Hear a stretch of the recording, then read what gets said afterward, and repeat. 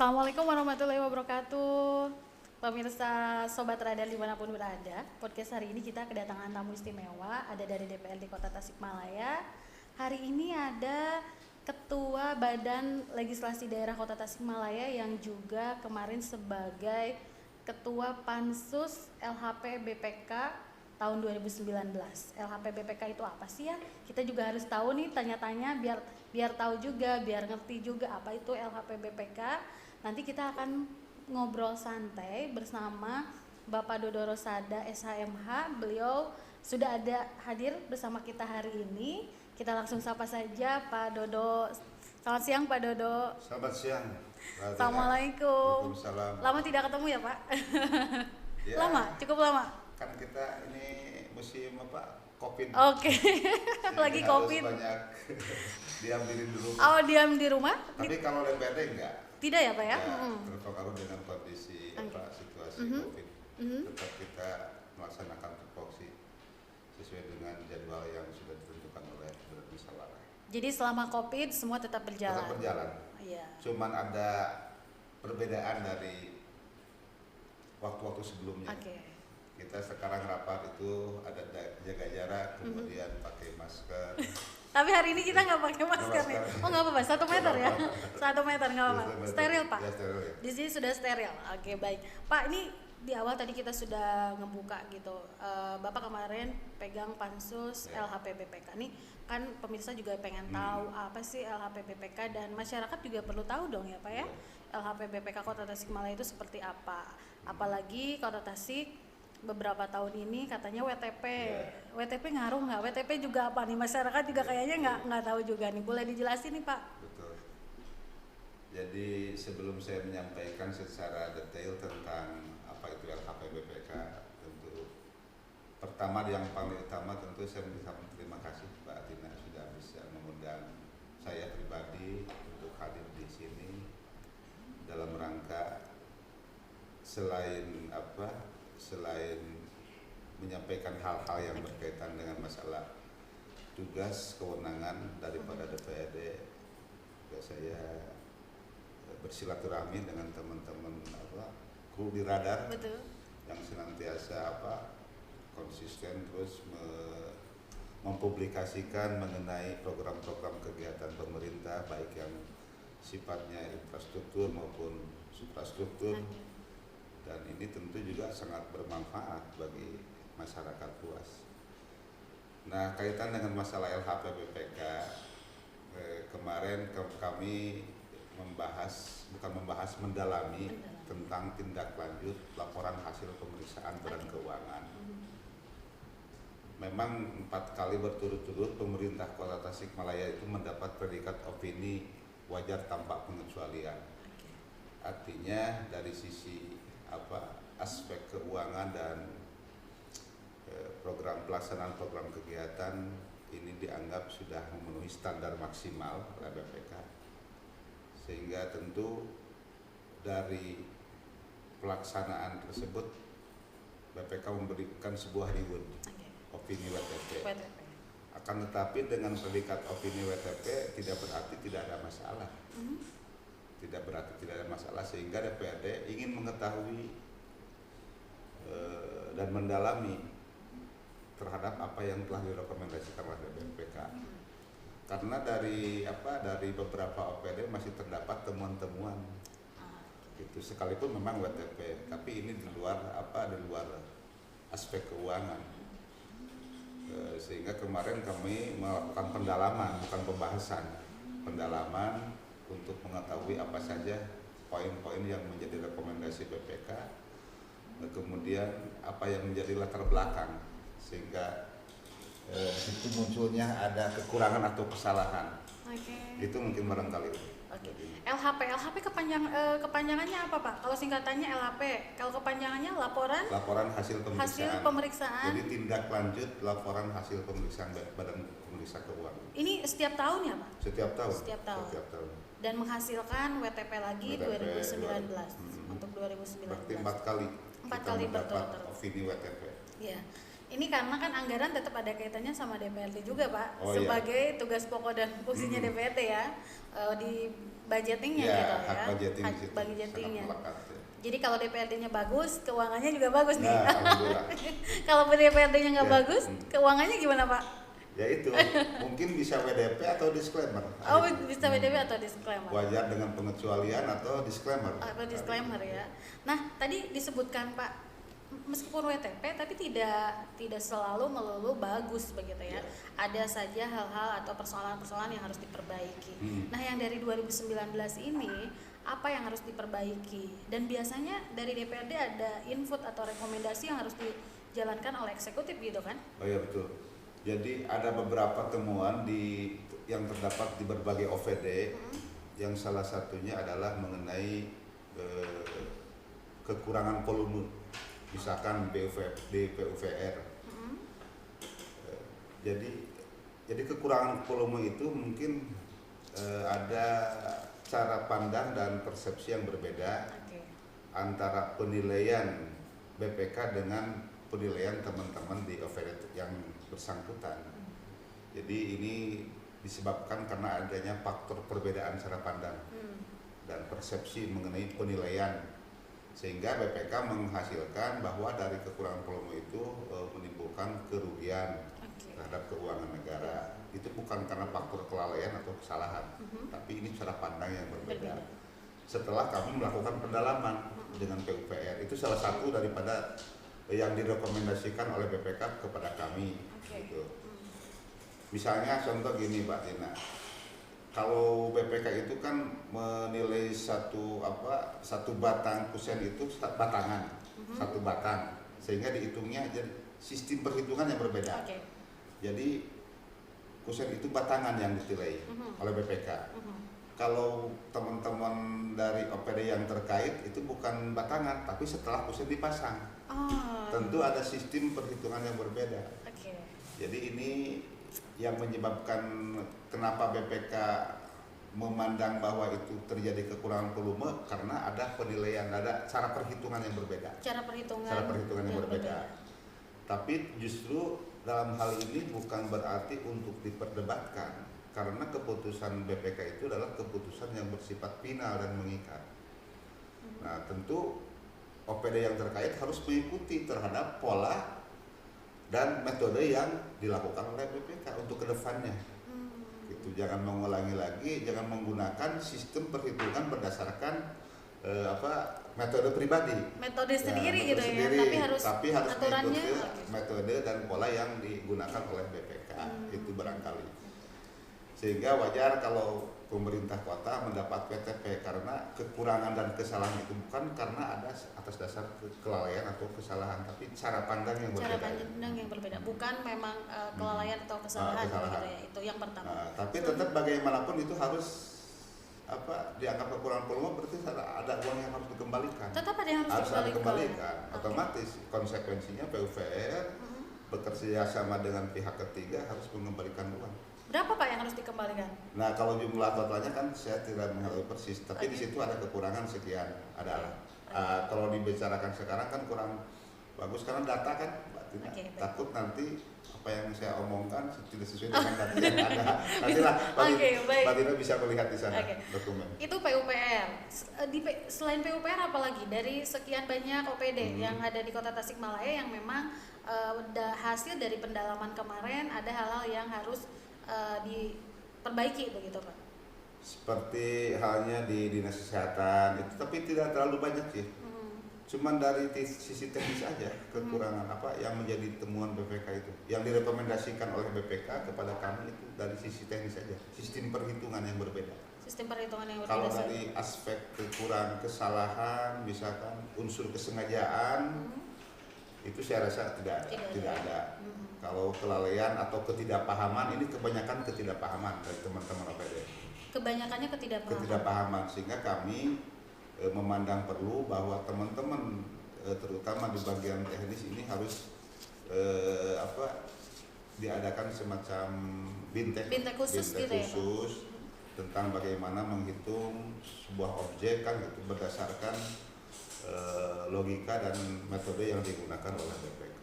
Jangan sampai nanti juga berargumentasi ketidakpahaman lagi. Itu kan sangat lucu.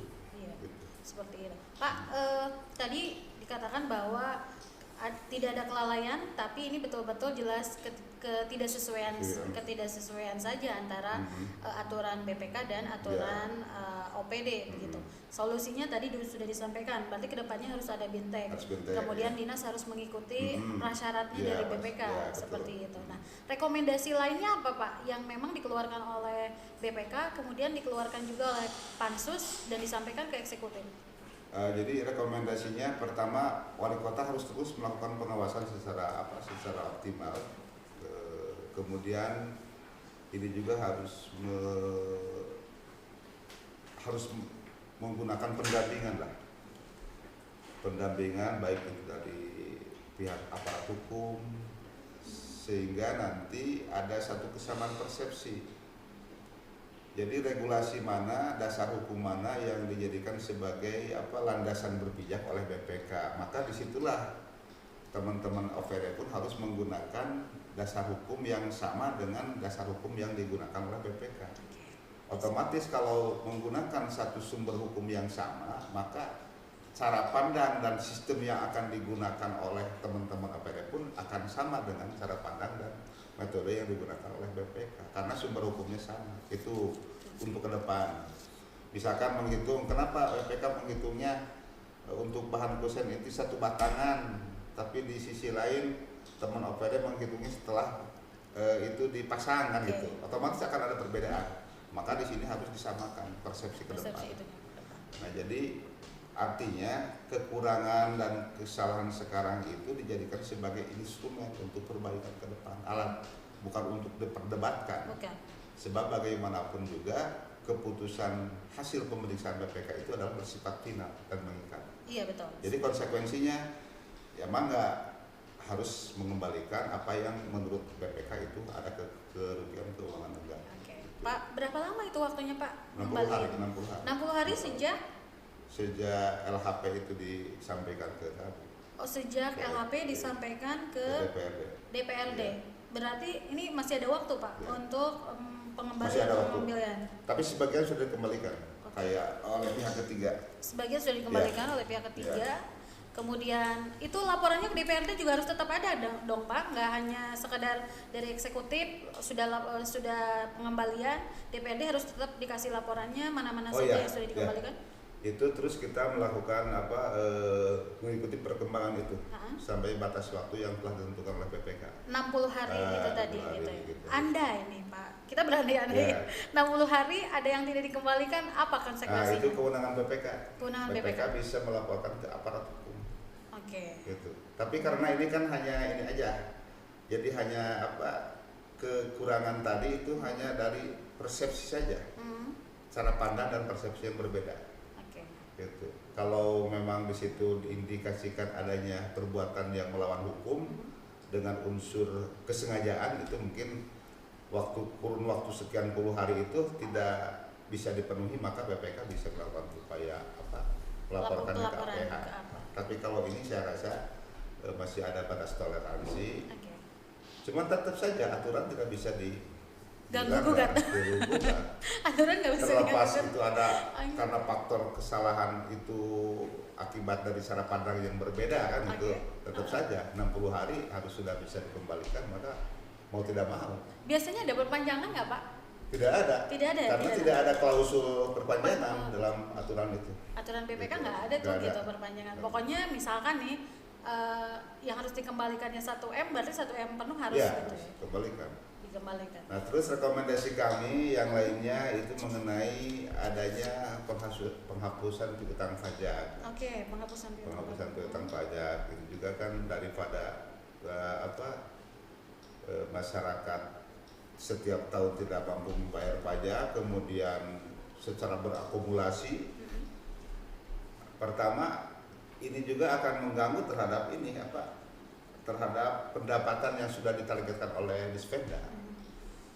Kemudian masyarakat kalau terus secara berakumulasi mempunyai utang pajak terhadap pemerintah, ini juga agak sedikit kerepotan bagi kita. Iya. Makanya perlu adanya penghapusan piutang pajak bagi masyarakat yang memang ada itikat baik untuk membayar pajak.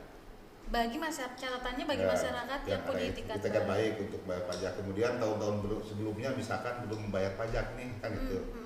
Nah, dengan jumlah yang cukup banyak dan tidak terjangkau oleh masyarakat yang bersangkutan, maka sepanjang dia ada itikat baik untuk membayar pajak dalam waktu ke depan, maka penghapusan piutang pajak itu harus dilakukan dengan dasar dibuat dulu aturan hukumnya. Dibuat dulu aturan hukum berarti melalui perda. Perda. Dibuat perda aturan penghapusan pajak. Bisa nanti judulnya seperti apa, nama perdanya. Kemudian juga saya merekomendasikan agar pemerintah memberikan keringanan semacam reward bagi masyarakat yang membayar pajak melalui online. Online kan berarti itu ada kesadaran sendiri untuk membayar pajak, sehingga itu perlu adanya suatu reward, sebuah penghargaan dalam bentuk pemotongan misalkan. Berapa diskon gitu ya, 10%. Tapi bukan kayak diskon di supermarket Pak ya. Ini kan pertama selain reward juga ini memberi motivasi bagi warga masyarakat untuk berlomba-lomba lah membayar pajak ketimbang sekarang membayar pajak harus full kan gitu, tapi masyarakat harus dipaksa kan gitu kan juga kesulitan bagi dispenda, bagi pemerintah untuk melakukan pungutan setiap tahun setiap bulan dengan menggaji, dengan menambah tenaga kerja kan gitu, petugas pungut misalnya. Petugas pungut. Kan ini juga akan menjadi beban APBD nantinya. Sehingga kalau dengan ada solusi seperti itu, masyarakat bisa membayar pajak melalui online misalkan melalui bank kan gitu, melalui bank, maka pemerintah juga harus memberikan sebuah reward penghargaan dengan cara tadi memberi diskon lah ya 10 atau 20%. Pak, ini pajaknya pajak apa aja Pak? Pajak bumi bangunan PBB yang memang dikelola oleh pemerintah daerah. Gitu. Tahu Pak targetnya berapa sih Pak yang dilaporkan ke DPRD? Kemarin kan kita tidak berbicara hal itu. Pertama yang menjadi rekomendasi BPK itu salah satunya adalah SPPT yang telah disampaikan kepada masyarakat wajib pajak. Misalkan gitu. Dengan alasan pertama domisili si wajib pajak itu tidak jelas. Ada yang di luar kota Tasikmalaya gitu artinya. Maka di sini juga kita harus membentuk semacam tim lah. Tim yang khusus menangani tentang penyampaian SPPT bagi wajib pajak. Itu kan hampir berapa ratus atau ribu lah SPPT yang belum tersampaikan terhadap wajib pajak. Nah, itu salah satu daripada kekurangan yang menjadi rekomendasi BPK kepada kami, sehingga kami memberikan rekomendasi kepada pemerintah dalam paripurna. Jadi salah satunya tadi tentang pajak itu ya, karena banyak yang belum bayar, banyak SPPT yang belum tersampaikan, akhirnya itu menjadi piutang, begitu kan? Ya, betul. Ketika diperiksa di BPK, ini piutang ini piutang kok masih di luar terus mungkin gitu ya Pak, secara simpelnya begitu. Seperti itu. Padahal ternyata ada SPPT yang belum tersampaikan. Apalagi tuh Pak rekomendasinya baru 2 nih Pak. Rekomendasi banyak, tapi batinnya kalau lebih lengkap nanti bisa kita serahkan atau kasihkan ke Batina dalam bentuk dokumen. Karena yang saya ingat malum kan banyak yang dibahas ini bukan hanya LHPBPK, banyak persoalan lain yang sehingga tidak tertampung banyak lah Batina. Tapi ini LHPBPK ini menjadi sesuatu yang rutin gitu, rutin setiap tahun gitu. Adakah pengulangan rekomendasi biasanya Pak? Ada. Selalu ada. Salah satu contohnya pengulangan rekomendasi seperti apa? Pengulangan rekomendasi ya itu. Seperti halnya misalkan Jalan Bingkar Utara. Itu masih masuk juga. Masuk juga. Jadi artinya gini, itu kan masih menyisakan sebuah persoalan. Jadi masih ada persoalan yang memang belum terselesaikan. Tapi pemerintah tetap saja mau melaksanakan pembangunan. itu di wilayah yang masih dianggap ada sengketa. Sengketa konflik yang belum usai. Itu makanya kami terus merekomendasikan jangan dulu melanjutkan pembangunan jalan lingkar utara sepanjang masalah tadi belum tuntas gitu. itu kan terulang. Okay. Salah satunya itulah yang secara global. Supaya nantinya tidak tumpang tindih mungkin gitu ya Pak. Tidak tumpang tindih mana yang memang harus mana yang memang sebetulnya harus sudah selesai gitu ya, mana yang memang persoalan yang sudah lalu gitu ya Pak ya, seperti itu. Baik, Bapak kita break dulu sebentar, nanti kita akan ngobrol lagi. Pemirsa Sobat Radar, nanti kita akan break dulu sebentar, nanti kita akan kembali lagi setelah yang satu ini.